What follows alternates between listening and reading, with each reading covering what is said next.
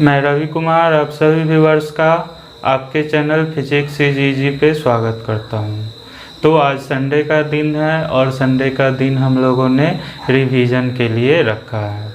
तो चैप्टर की बात अगर करें तो 12 के लिए अभी तक आपका चैप्टर 1 में इलेक्ट्रोस्टैट हम करवा दिए हैं, चैप्टर 2 आपका गॉस लॉ हो चुका है, चैप्टर 3 में आपका विद्युत विभव या इलेक्ट्रिक पोटेंशियल हो चुका है और चैप्टर 4 आपका कैपेसिटर चल रहा है। लास्ट क्लास में हमने स्फेरिकल कैपेसिटर का चर्चा किया, काफ़ी इंटरेस्टिंग क्लास था।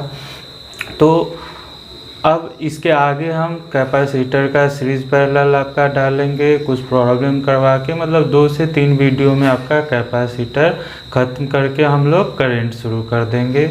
और जैसे ही करंट हम लोग कंप्लीट करेंगे तो बहुत हद तक सिलेबस हमारे कंट्रोल में आने लगेगा। यानी वह जो रन रेट बहुत हाई हो गया था आपका कोरोना लॉकडाउन के चलते, तो वह धीरे धीरे हमारे कंट्रोल में आने लगेगा।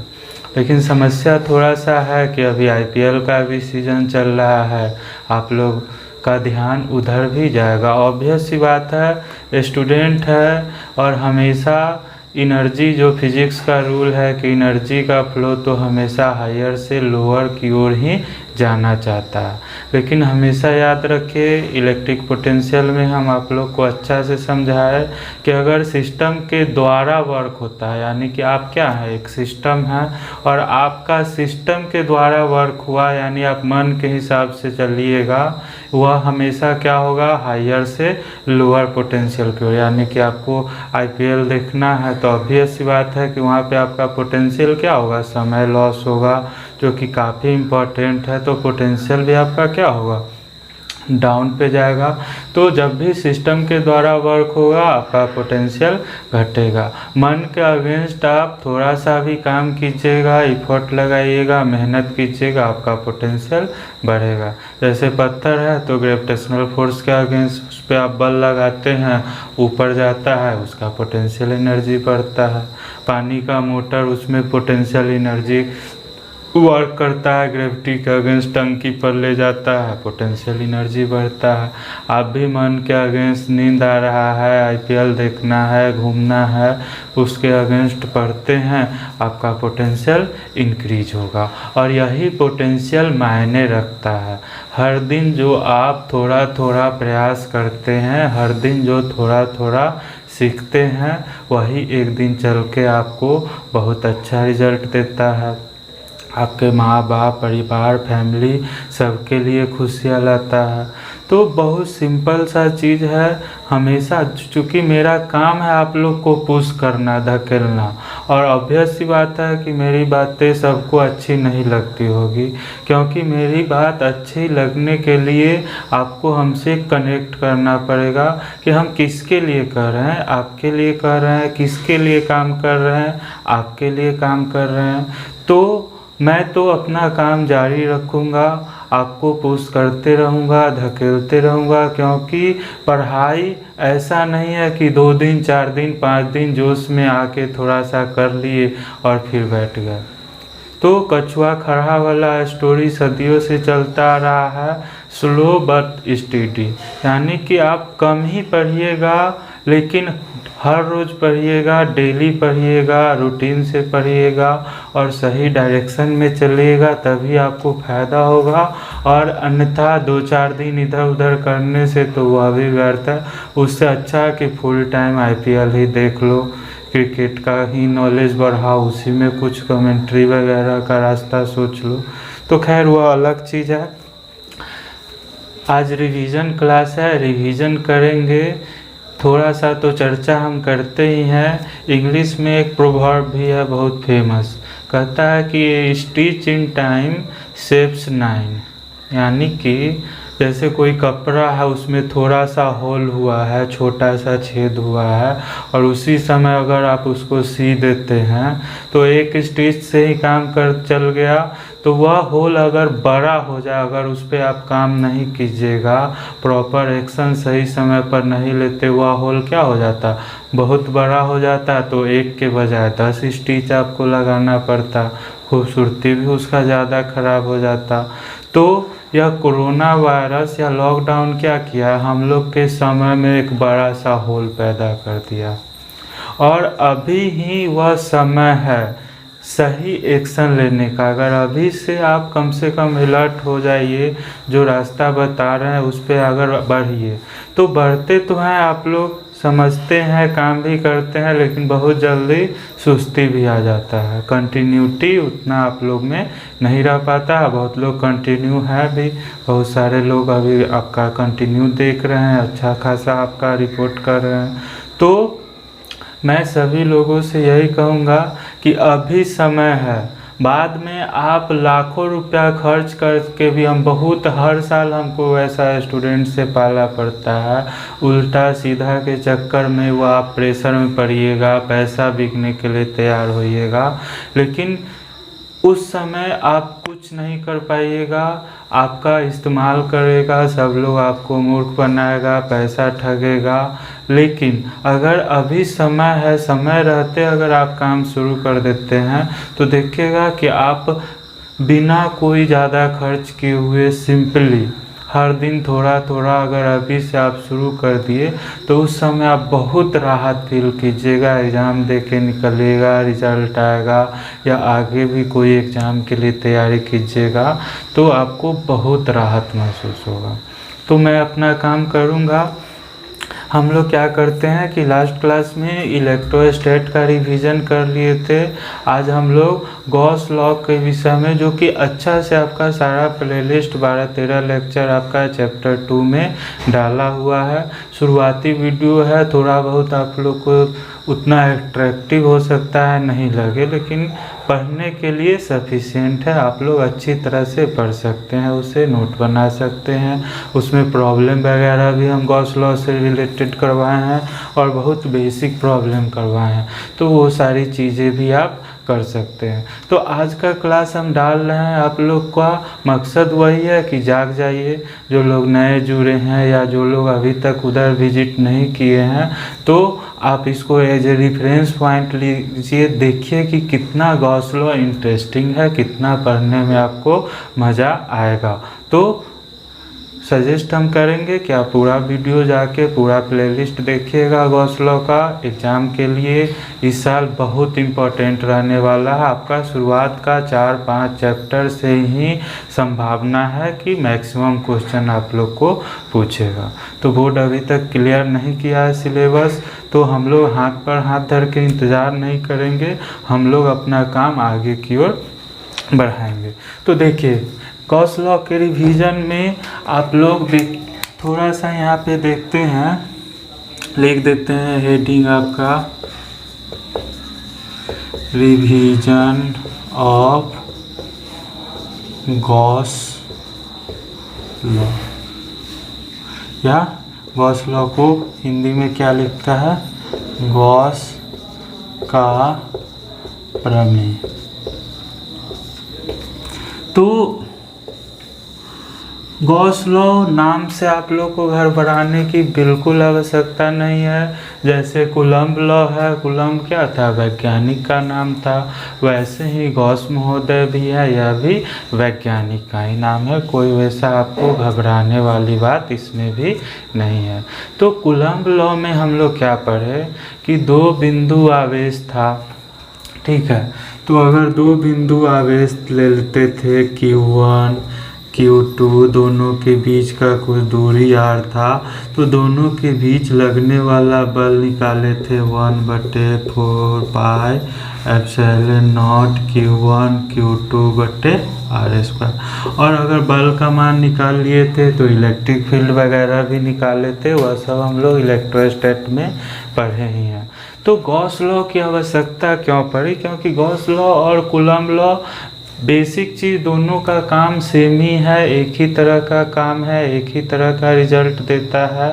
लेकिन चूँकि कूलम्ब लॉ का लिमिटेशन आप लोग को लिखाए थे कि कूलम्ब लॉ की कुछ सीमा है, जैसे बिंदु आवेश के लिए ही केवल मान्य है, और प्रैक्टिकल सिचुएशन में जैसे कि हमको लाइन डिस्ट्रीब्यूशन ऑफ चार्ज है, जैसे अनंत लंबाई का कोई चालक तार है, अब इसके समीप कोई बिंदु P पर हमको इलेक्ट्रिक फील्ड निकालना है, या कोई infinite plane sheet of charge था इस तरह से, ठीक है, इसका भी चर्चा किए हैं लास्ट क्लास में। अब इसके समीप कोई बिंदु पे इलेक्ट्रिक फील्ड, कोई पॉइंट पी पे इलेक्ट्रिक फील्ड ई का मान निकालना था। या इसी तरह से कोई और रैंडम शेप एंड साइज का ऑब्जेक्ट है, कुछ चार्ज है और उसके विषय में हमको विद्युत क्षेत्र वगैरह निकालना है। अब चूंकि कूलम्ब लॉ का लिमिटेशन था कि यह केवल बिंदु आवेश के लिए ही मान्य है, तो उसको भी हम लोग इंटीग्रेट वगैरह करके निकाल सकते थे, कूलम्ब लॉ से भी निकाला जा सकता था, लेकिन थोड़ा सा वह प्रैक्टिकल नहीं था, उतना अच्छा से हम लोग यूज नहीं कर पाते सभी जगह। और इसी कारण से आपका किसका जन्म हुआ, तो गॉस लॉ का जन्म हुआ, यानी कि कूलम्ब लॉ ही का ही आप कह सकते हैं यह रूप है। जो काम कूलम्ब लॉ कर रहा है वही काम गॉस लॉ भी कर रहा है, लेकिन यह ज़्यादा प्रैक्टिकल है, ज़्यादा जनरलाइज ऑब्जेक्ट पर इसको हम लोग आसानी से लागू कर सकते हैं। तो गॉस लॉ बहुत सिंपल है, एग्ज़ाम के लिए तो इम्पोर्टेंट है ही। गॉस लॉ को समझने से पहले हम लोग को थोड़ा सा बेसिक चीज़, दो चार हम बेसिक पॉइंट आप लोग का क्लियर करना चाहेंगे। और सबसे पहला चीज़ हम लोग उसमें देखेंगे एरिया वेक्टर, यानी कि एरिया वेक्टर, एरिया सब लोग जानता है, जैसे कि यह बोर्ड है, मान लीजिए या ब्लैक बोर्ड है, इसके पास क्या है, एरिया है, यानी कि क्षेत्रफल है। या यही हम अभी लिए आपका, यह infinite plane sheet of charge, या कोई यह सीट है, आवेश की कोई चादर है, इस तरह से ले रहे हैं, इस पे कुछ आपने आवेश दिया है, या कोई क्षेत्रफल ले रहे हैं इस तरह से, ठीक है। तो सबको पता है कि क्षेत्रफल क्या है, अदिश राशि है। एरिया या क्षेत्रफल क्या है, एक अदिश राशि है, लेकिन इसको भी हम लोग वेक्टर बना सकते हैं। तो अदिश राशि से मतलब क्या हुआ कि जिसके पास केवल मैग्नीट्यूड है, केवल परिमाण है। और सदिश राशि क्या हुआ, तो जिसके पास परिमाण और दिशा दोनों है। तो मान लो कि आपके पास कोई एरिया है, कोई क्षेत्रफल है, कोई पृष्ठ है जिसका कि एरिया ए है। तो ए इसका हो सकता है 5 स्क्वायर यूनिट हो, 10 स्क्वायर यूनिट हो, तो वह उसका इसका क्या हो गया, मैग्नीट्यूड हो गया, परिमाण हो गया। और यदि इसके साथ हम एक दिशा भी अटैच कर दें तो यह क्या बन जाएगा, वेक्टर बन जाएगा। तो दिशा कैसे अटैच करेंगे, यह मेन चीज़ आपको ध्यान रखना है कि कोई भी एरिया या कोई भी पृष्ठ है, जैसे कि यह ब्लैक बोर्ड है, उस पर क्या डाल दीजिए, नॉर्मल डाल दीजिए, इस तरह से अभिलंब डाल दीजिए। या यह एरिया है, इसमें हमको डायरेक्शन बताना है, क्या करेंगे, इस पर एक लंब डाल देंगे। और यह लंब का जो बाहर की ओर की जो दिशा होगा या आउटवर्ड नॉर्मल जो होगा, यह एरिया वेक्टर का क्या कहेगा, पॉजिटिव डायरेक्शन बताएगा।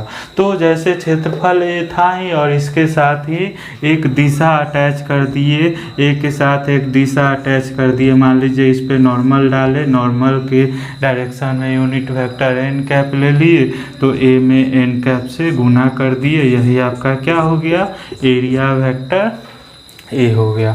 तो काफ़ी इम्पोर्टेंट है, इसका यूज हम लोग काफ़ी लेंगे। जब भी किसी भी एरिया का हम डायरेक्शन कहेंगे या एरिया वेक्टर हम बोलेंगे, तो आप समझ जाइएगा कि उस एरिया पर क्या है, लंब है, और वही बाहर की ओर जो लंब है उसकी दिशा या आउटवर्ड नॉर्मल की दिशा ही उस एरिया वेक्टर का क्या कहलाएगा, डायरेक्शन कहलाएगा। दूसरा चीज़ कि डॉट प्रोडक्ट आपको पता ही है, जैसे दो वेक्टर ए डॉट बी है तो इसको क्या लिखते हैं, magnitude of A magnitude of B cos theta.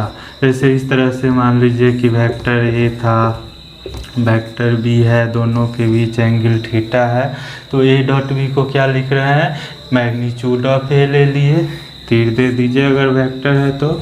उसी तरह से मैग्नीट्यूड ऑफ बी और दोनों के बीच एंगल थीटा है तो कॉस थीटा। तो एरिया वेक्टर का चर्चा शुरुआती क्लास में काफ़ी हम किए थे, अभी भी आप लोग का कर दिए, मेरे ख्याल से एकदम सबको क्लियर हो गया होगा।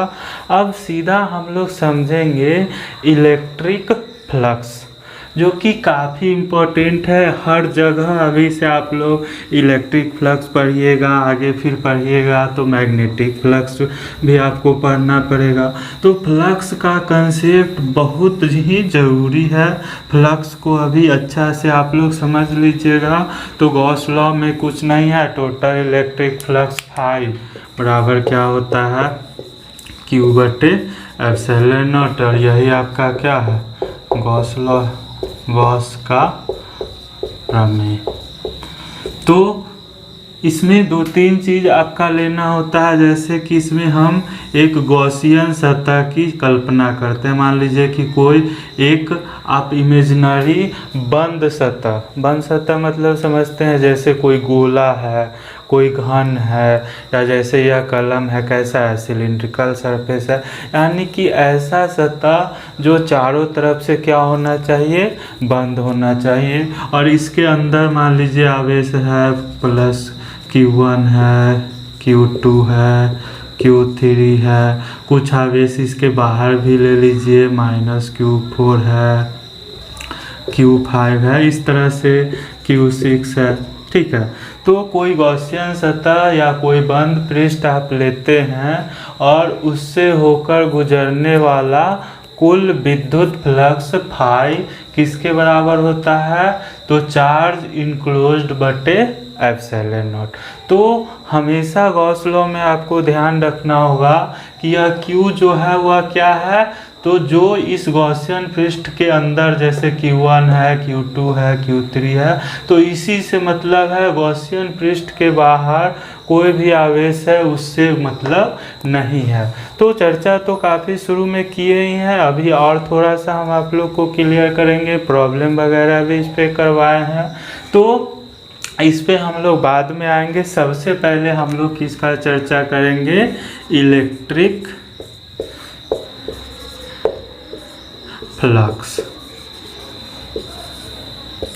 इसको कि हिंदी में कहते हैं विद्युत फ्लक्स, विद्युत फ्लक्स, और इसका सिंबल लेते हैं फाई। मेन चीज़ आपको इलेक्ट्रिक फ्लक्स समझ लीजिएगा, गॉस लॉ में फिर कोई समस्या आप लोग को नहीं रहेगा। काफ़ी इम्पोर्टेंट है फ्लक्स को समझना। तो हम शुरू के चैप्टर में भी एग्जाम्पल आप लोग को दिए थे कि सब लोग मशीन में ज़रूर नहाया होगा, पानी जो चलता है खेत वगैरह में, तो सब लोग देखा होगा कि इस तरह से पाइप है और उससे क्या है, तो इस तरह से आपका पानी का धार निकल रहा है, सम्प वगैरह बना रहता है। सब बच्चा लोग जो भी है, हम लोग भी उसमें नहाते थे, खेलकूद करते थे। तो यह काम अगर आप किए होंगे लाइफ में, कभी भी मशीन में नहाए होंगे, खेत पटते हुए देखे होंगे, तो फिर आपको गॉस लॉ समझने में या इलेक्ट्रिक फ्लक्स को समझने में थोड़ा भी दिक्कत नहीं आने वाला है। तो होता क्या है कि अगर कोई मशीन है, इस तरह से उससे पानी निकल रहा है।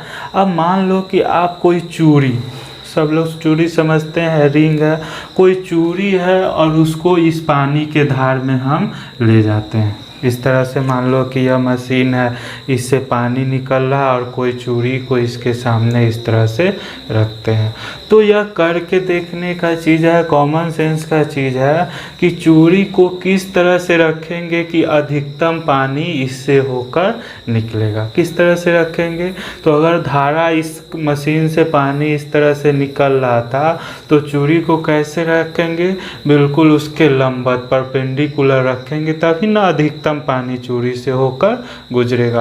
और अगर चूड़ी का ओरिएंटेशन या झुकाव बदलिएगा, थोड़ा थोड़ा इस तरह से टिल्ट कीजिएगा, तो क्या होगा, पानी का मात्रा भी बदलेगा। अगर चूड़ी को इस तरह से तिरछा और परपेंडिकुलर रखे तो मैक्सिमम पानी इससे निकल रहा है, और अगर इसको थोड़ा भी टिल्ट कीजिएगा, इस तरह से तिरछा कीजिएगा, क्या हो जाएगा, अगर बिल्कुल इस तरह से रख दीजिएगा तो जीरो पानी गुजरने लगेगा। अगर इस तरह से लंबवत रखे हैं तो मैक्सिमम पानी गुजर रहा, अगर थोड़ा तिरछा खींचेगा तो पानी का मात्रा क्या होगा, कुछ कम जाएगा। तो यह सोचने का चीज़ है, बहुत सिंपल चीज़ है कि अगर मशीन से पानी निकल रहा है और इससे अधिकतम पानी गुजारना है तो चिड़ियों को कैसे रख रहे हैं, तो धारा ऐसे निकल रहा था उसके लंबवत, और इसको चेंज कर रहे हैं यानी इसका एंगल थोड़ा भी बदल रहे हैं तो पानी की मात्रा भी बदल रही है। और इसी कारण से हमने किसका जिक्र किया था, एरिया वेक्टर का जिक्र किया था अभी तुरंत। तो मान लो यह चूड़ी है, यानी इसमें क्या है, देखो एरिया है, इसका कुछ एरिया होगा, मान लेते हैं कि इसका एरिया क्या है, ए है। तो वैसे तो एरिया क्या है, अदिश राशि है, लेकिन हमने कहा कि इस पर अगर दिशा का प्रभाव हम बता दें, जैसे चूड़ी का ओरिएंटेशन बदल रहे हैं तो इससे होकर गुजरने वाले पानी की मात्रा में क्या हो रहा है, बदलाव आ रहा है। तो इसका मतलब क्लियर है कि इस एरिया पर दिशा का प्रभाव पड़ रहा है। अगर दिशा का प्रभाव नहीं पड़ता, जैसे कि मान लो कि कोई 1 किलो का बटखारा है, ठीक है, और 1 किलो का बटखारा है, किलो क्या है, उसका द्रव्यमान क्या है, अदिश राशि है, उसको दिशा से मतलब नहीं है। तो तराजू पर बटखारा को सीधा रखो, खड़ा करके रखो, घुमा के रखो, क्या वजन 1 किलो से डिफर होगा, नहीं होगा, मतलब उस पर दिशा का प्रभाव नहीं पड़ रहा है। लेकिन यहाँ पे तो आप देखिए कि कोई चूड़ी है, रिंग है, इसके पास एरिया है, लेकिन अगर इसको इस तरह से लंबवत रख रहे हैं तो मैक्सिमम पानी इससे होकर गुजर रहा, और अगर इसको टिल्ट कर रहे हैं, झुका रहे हैं, तो पानी की मात्रा क्या हो जा रहा, कम जा रहा। मतलब इस पे दिशा का प्रभाव, चूड़ी पे या एरिया पे दिशा का प्रभाव पड़ रहा है। तो दिशा का प्रभाव पड़ रहा है, हम स्मार्टली क्या कहें कि इसके साथ आप एक डायरेक्शन अटैच कर दीजिए और इसको क्या बना दीजिए,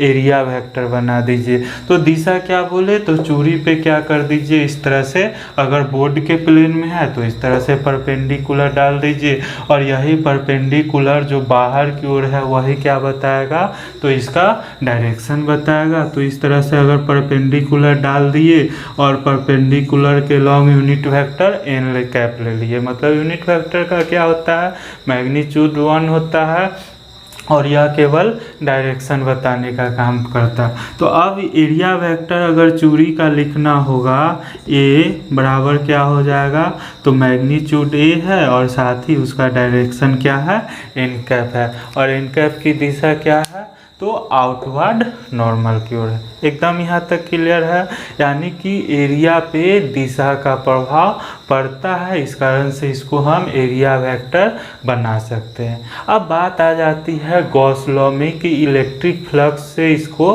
कैसे जोड़ रहे हैं हम। तो हम कहेंगे यहाँ पे कि यह जो पानी आप देख रहे हैं निकल रहा है, अब इस पानी को कल्पना कीजिए कि यह पानी नहीं है, या क्या है, विद्युत बल रेखाएं हैं, electric lines of force, Hindi में कहते हैं विद्युत बल रेखाएं।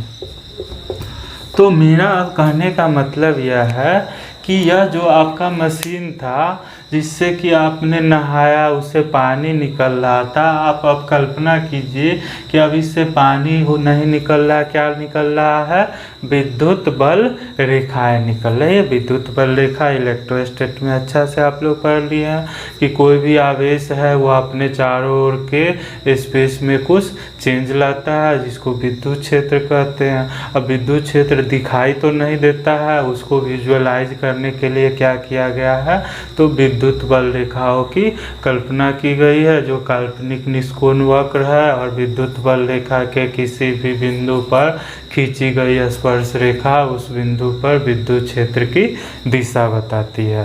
पॉजिटिव चार्ज से विद्युत बल रेखाएं निकलती है, निगेटिव चार्ज पे समाप्त होती है। दो विद्युत बल रेखाएं कभी भी एक दूसरे को नहीं काटती है, क्योंकि कटान बिंदु पर क्या हो जाएगा, तो दो स्पर्श रेखा खींची जा सकती है, है, यानी उस बिंदु पर विद्युत क्षेत्र की दो दिशा हो जाएगी, जो कि संभव नहीं है। तो ये सारी चीज़ का चर्चा हम हमेशा करते रहते हैं।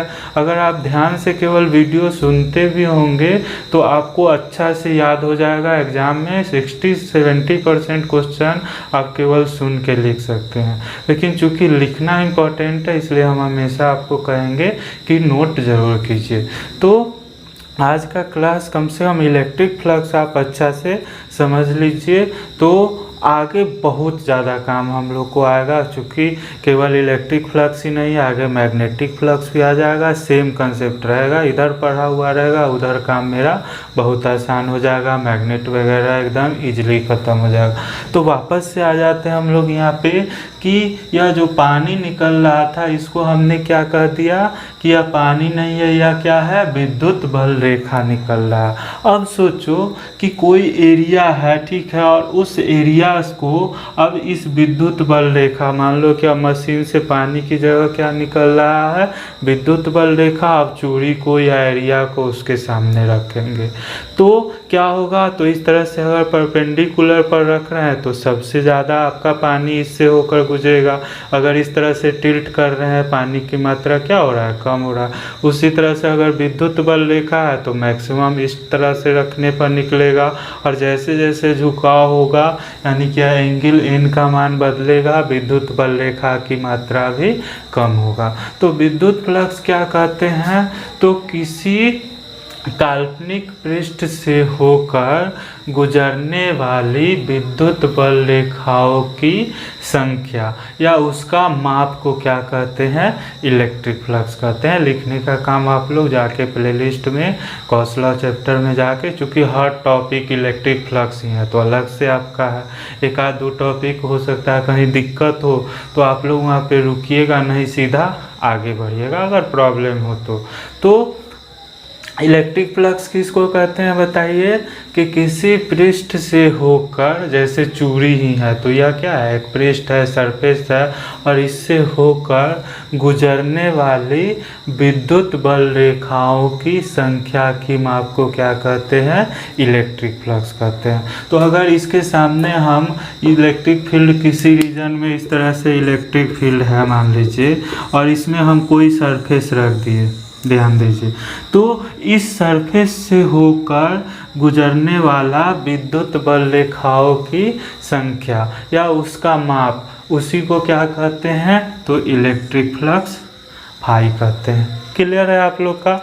तो अब यहाँ पे काफ़ी इंटरेस्टिंग चीज़ हम लोग सीखेंगे कि इलेक्ट्रिक फ्लक्स का मान निकाला कैसे जाए। ठीक है, कि अगर किसी रीजन में मान लीजिए इस तरह से हम लोग देखते हैं कि कोई यह आपका सरफेस है, ध्यान से देख लीजिए, और ज़रूरी नहीं है, इस तरह से भी ले सकते हैं कि कोई सरफेस आपका यह मान लेते हैं कोई छोटा सा बहुत स्मॉल सरफेस आपका डीए है। ध्यान से देख लीजिए, यानी कि यह एरिया वेक्टर इसको ले रहे हैं, तो एरिया वेक्टर ले रहे हैं मतलब क्या है कि इसका जो एरिया है वह मैग्नीट्यूड होगा, और मान लेते हैं कि इस पे दिशा कैसे देते हैं, तो इस पे नॉर्मल खींच रहे हैं इस तरह से, और यह इसका क्या है, तो एरिया वेक्टर का दिशा। तो इसका मैग्नीट्यूड क्या ले रहे हैं, डीए लीजिएगा, और डायरेक्शन क्या है, तो यूनिट वेक्टर एन के लॉन्ग है, जो क्या है इस पे अभिलंब है, आउटवर्ड नॉर्मल की ओर इसका दिशा। और मान लीजिए कि इस रीजन में विद्युत क्षेत्र इस तरह से है आपका, इलेक्ट्रिक फील्ड कैसे है, ध्यान से देख लो, तो इलेक्ट्रिक फील्ड इस डायरेक्शन में है, जबकि एरिया वेक्टर का डायरेक्शन कैसे है, नॉर्मल की ओर लॉन्ग है। तो किसी काल्पनिक पृष्ठ के लंबवत, किसी काल्पनिक पृष्ठ के क्या कर रहे थे, इलेक्ट्रिक फ्लक्स का परिभाषा कि उसके लंबवत दिशा में होकर गुजरने वाली विद्युत बल रेखाओं की संख्या की माप को क्या कहते हैं, विद्युत फ्लक्स कहते हैं। तो यहाँ पे तो देखिएगा कि दोनों के एरिया वेक्टर का डायरेक्शन यह है, इलेक्ट्रिक फील्ड का डायरेक्शन यह है, दोनों के बीच एंगल क्या बन रहा है, थीटा बन रहा है।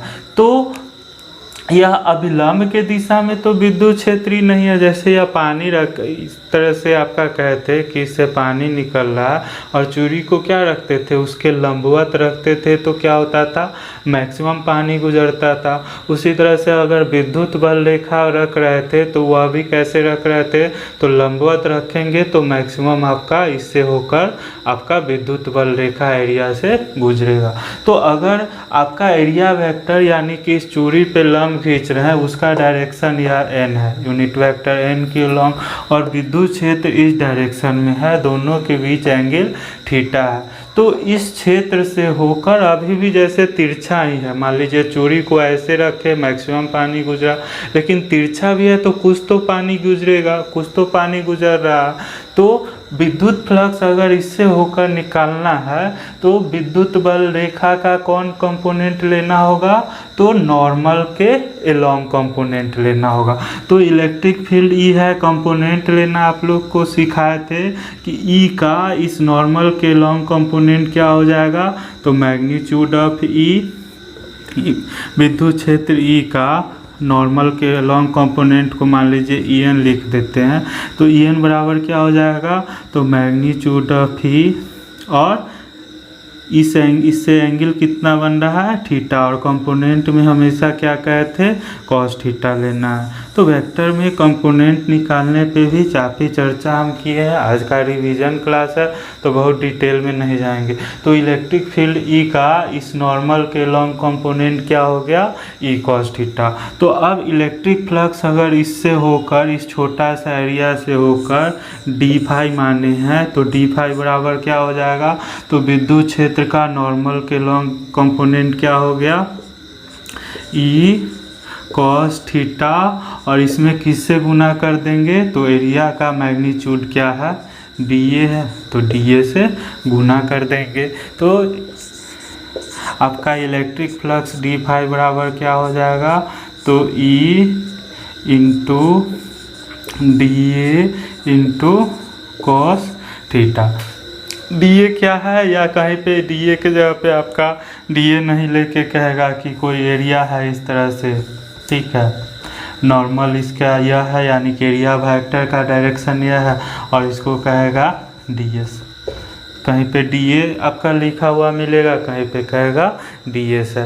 तो डी एस क्या है, तो इसका मैग्नीट्यूड है, एन क्या है, एरिया वेक्टर का डायरेक्शन है। अब इससे होकर इलेक्ट्रिक फ्लक्स आपको निकालना है तो क्या हो जाएगा, तो मान लेते हैं कि इससे होकर इलेक्ट्रिक फ्लक्स, जो कि अब बहुत डी एस का मतलब क्या है, बहुत छोटा सा एरिया है, बहुत स्मॉल एरिया है, और इससे होकर इलेक्ट्रिक फ्लक्स डी फाई निकालना है। और इलेक्ट्रिक फ्लक्स का परिभाषा क्या कर रहे हैं, तो किसी काल्पनिक पृष्ठ के लंबवत दिशा में गुजरने वाली विद्युत बल रेखाओं की संख्या की माप को क्या कहते हैं, विद्युत फ्लक्स कहते हैं। तो यहाँ से देखो कि अगर इससे होकर गुजरने वाला विद्युत बल रेखा की संख्या निकालना है, इलेक्ट्रिक फील्ड मान लेते हैं कि इस रीजन में, इस डायरेक्शन में है, दोनों के बीच एंगल थीटा है। तो इस एरिया के लंबवत दिशा में ई का कंपोनेंट लेना होगा, जो कि क्या हो जाएगा, तो ई एन बराबर क्या हो जाएगा, ई कॉस थीटा। चूँकि विद्युत क्षेत्र अगर सेम डायरेक्शन में रहता तब तो आपको कोई दिक्कत ही नहीं था, अगर दोनों के बीच एंगल थीटा है तो ई का एरिया वेक्टर की दिशा में कंपोनेंट क्या हो गया, ई कॉस थीटा। तो डी फाई बराबर क्या हमको हो जाएगा, तो ई कॉस थीटा, यानी विद्युत क्षेत्र का नॉर्मल के लॉन्ग कंपोनेंट, और इसमें सिंपली किससे गुना कर दिए, तो इसका एरिया अगर डी एस माने थे, डी एस से गुना कर दिए। तो डी फाई बराबर क्या मिल गया आपको, देख लीजिए, E D S cos theta.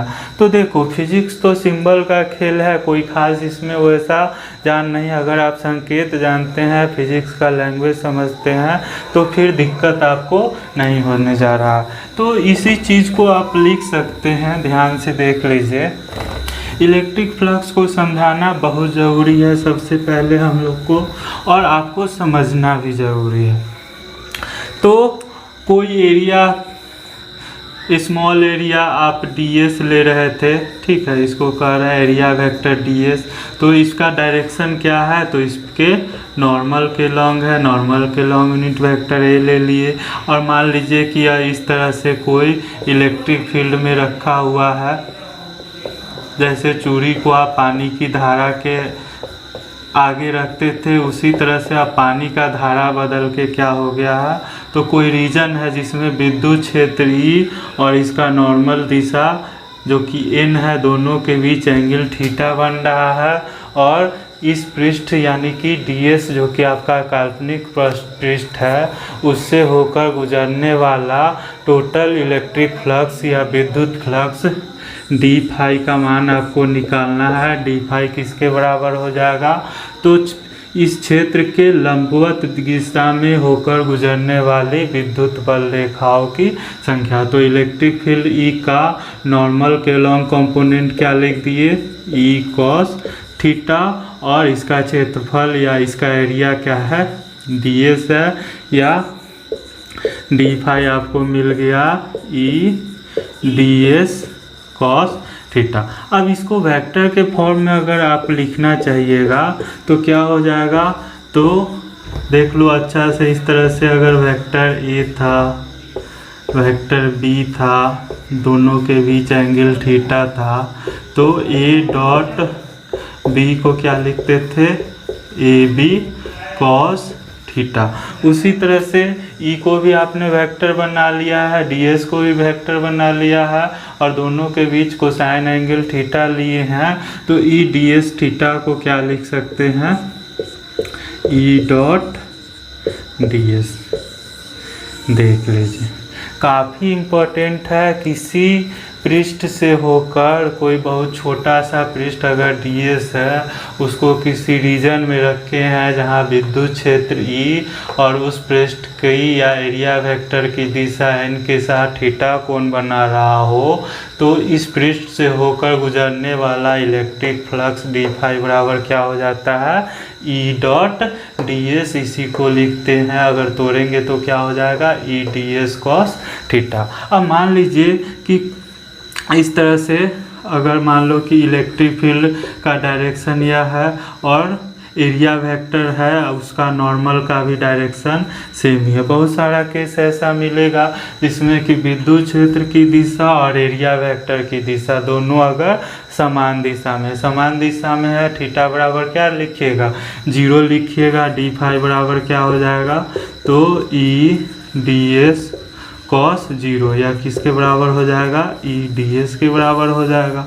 अब जैसे ही आप डी फाई का मान निकालिएगा, उसको क्या कीजिएगा, तो अगर हमको टोटल इलेक्ट्रिक फ्लक्स फाई निकालना है, क्या करेंगे, तो डी फाई को इंटीग्रेट कर देंगे पूरा सरफेस के लॉन्ग, यानी कि यह जो छोटा सा एरिया लेते हैं वह क्या लेते हैं, आगे चर्चा करेंगे कि एक छोटा सा एरिया से होकर जो कि इनफाइनाइटेसिमली स्मॉल है, और इलेक्ट्रिक फील्ड डी फाई का मान आप ई डॉट ds निकाल दिए, और उसके बाद उसको क्या कीजिएगा, तो पूरा सरफेस के लॉन्ग इंटीग्रेट कर दीजिएगा, या किसके बराबर हो जाएगा, देख लो, तो ई डॉट ds, और इसको पूरा सरफेस के लॉन्ग इंटीग्रेट कर दिए, टोटल इलेक्ट्रिक फ्लक्स फाई हमको मिल जाएगा।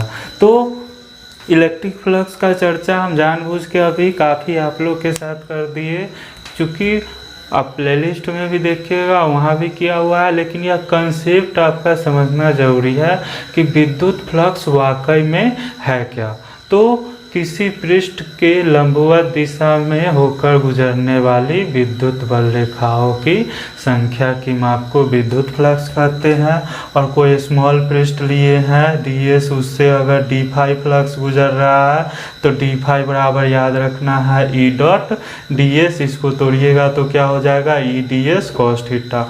और टोटल इलेक्ट्रिक फ्लक्स, जैसे कि कोई पृष्ठ था, मान लो कि आपका यह गोला था, इसका एक छोटा सा एरिया हम लिए थे ds, और इससे होकर हम इलेक्ट्रिक फ्लक्स कितना निकाल लिए, डी फाई निकाल लिए।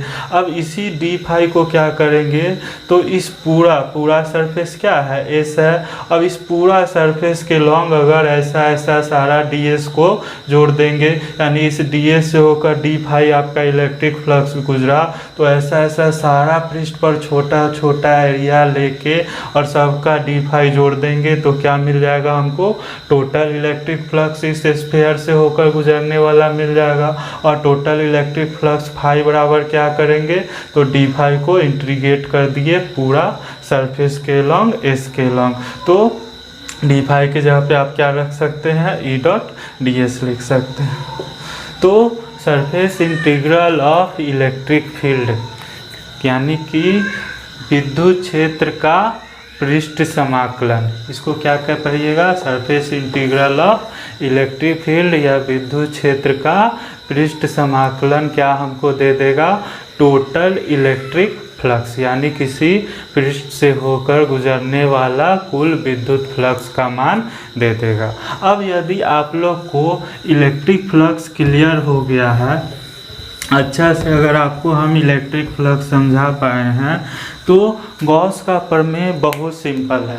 गॉस का प्रमेय क्या कहता है कि किसी बंद पृष्ठ से होकर गुजरने वाला कुल विद्युत फ्लक्स फाई बराबर होता है क्यू बटे एप्सिलॉन नॉट।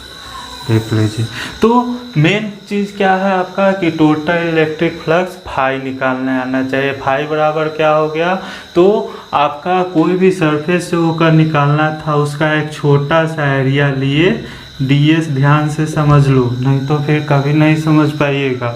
और इस छोटा सा एरिया से लेकर विद्युत फ्लक्स डी फाई का मान निकाल लिए, जो कि इसके बराबर है ई डॉट ds के बराबर है।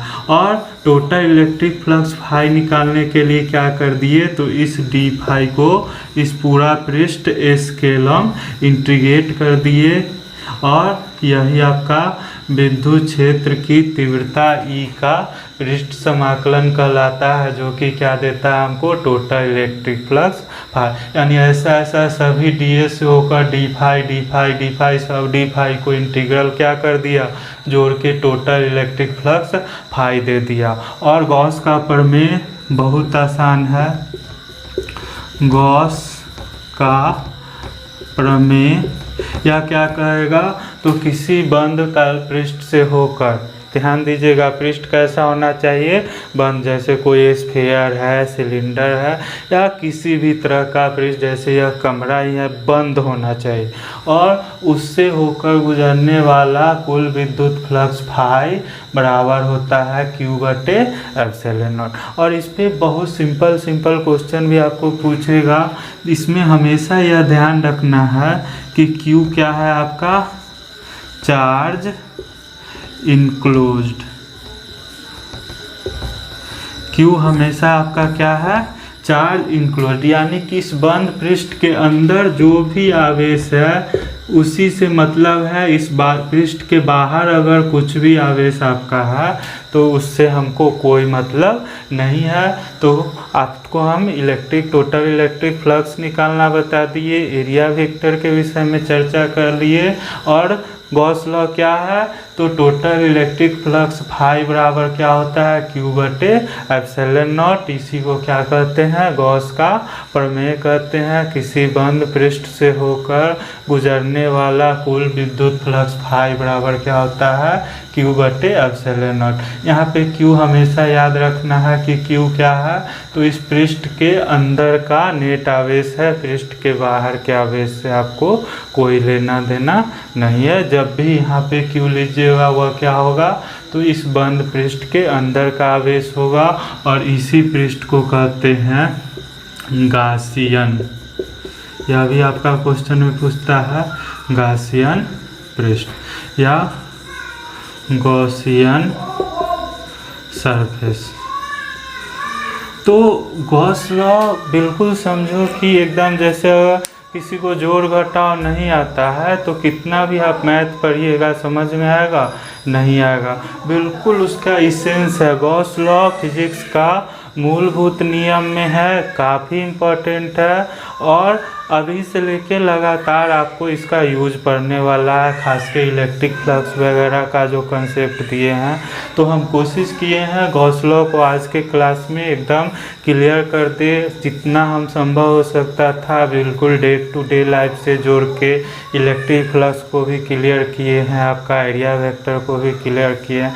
अगर थोड़ा सा समय बचता है तो हम एक दो प्रॉब्लम भी आप लोगों को करवाएंगे, हालांकि गॉस लॉ में हम आप लोग को प्रॉब्लम करवा चुके हैं। तो आप यहाँ से भी आप चाहिएगा तो सीधा आपको क्या करना है, गॉस लॉ के प्लेलिस्ट चैप्टर 2 में जाइएगा और शुरुआत से देख लीजिए। हो सकता है 2 वीडियो आपको प्रॉब्लमेटिक लगे, कुछ प्रॉब्लम लगे, अंधेरा वगैरह लगे, लेकिन वो लगभग सब में क्लियर है, पढ़ सकते हैं। कहने का मतलब एक ही है कि हमने कोशिश किया है, आप उससे जो भी चीज़ निकाल सकते हैं, जो भी अच्छी बातें आप सीख सकते हैं सीख लीजिए। और अभी सीख लीजिएगा, आगे हंसिएगा, आसान रहेगा। अभी अगर रिलैक्स कीजिएगा, IPL देखने में रह जाएगा और एग्ज़ाम के समय ऐसा फील होता है, हम लोग भी स्टूडेंट रह चुके हैं, अगर कोई पेपर का तैयारी नहीं है तो लगेगा कि धरती फटे, आप उसमें समा जाए। कौन रास्ता से, जैसे चूहा को पानी बिल में भर दिया हो तो रास्ता खोज रहा हो, वो ऐसा फील होगा। और क्या ज़रूरी है, इंटर के लिए तो बहुत आसान है, जितना पढ़ा रहे हैं आप लोग आराम से IIT निकालिए, JEE मेन निकालिए, थोड़ा सा कोशिश करते रहिए। तो हमारा काम है, हम लगातार आपको धकेलते रहेंगे और आप मेरी भावना को समझिए कि हम क्यों ऐसा करते हैं, बार बार मोटिवेट ही करके, कुछ एग्जाम्पल दे के ही। लगातार मेरा प्रयास क्या रहता है कि किसी तरह से आपको रास्ते पे रखें। रास्ते पे आप लोग आ भी जाते हैं, लेकिन क्या होता है, बहुत जल्द फिर सुस्त करने लगते हैं, ढिलाई करने लगते हैं। तो 2 ही घंटा का शेड्यूल काहे नहीं रखो, लेकिन 2 घंटा हर दिन पढ़ाई होना चाहिए, यही हम कहेंगे। तो आज इससे ज़्यादा हम आप लोग को लोड नहीं दे सकते हैं। हो सकता है अगला संडे में और थोड़ा बहुत हम गॉस लॉ से ही दे, या आगे इलेक्ट्रिक पोटेंशियल का, क्योंकि इसमें अभी काफ़ी काम आपका इसका प्रैक्टिकल यूज, जैसे इनफाइनाइट लॉन्ग वायर के कारण इलेक्ट्रिक फील्ड निकालना, तो वह अलग से टॉपिक किया हुआ है, इस कारण हम अभी जान के भी छोड़ रहे हैं। लेकिन आप आसानी से देख सकते हैं कि कोई इनफाइनाइट लॉन्ग वायर है, इस पे आपको पता भी था लीनियर चार्ज डेंसिटी लैम्डा क्या होता है, Q/L, और इससे कुछ दूरी r पे आपका इलेक्ट्रिक फील्ड का मान निकालना एग्जाम के लिए, तो यह बहुत इम्पोर्टेंट है। उसी तरह से गॉस लॉ की सहायता से कूलम्ब लॉ को निकाले हैं, एक अलग से एक चैप्टर है। फिर कूलम्ब लॉ की सहायता से गॉस लॉ को निकाले हैं, वह भी अलग से आपका एक चैप्टर है। तो कोई फ़ायदा नहीं है कि सेम काम को हम फिर से करें। आप लोग वहाँ पे जाके पूरा प्लेलिस्ट देख लीजिए, सारा चीज़ आपका क्लियर हो जाएगा। तो आज इतना ही हम रहने देते हैं, धन्यवाद।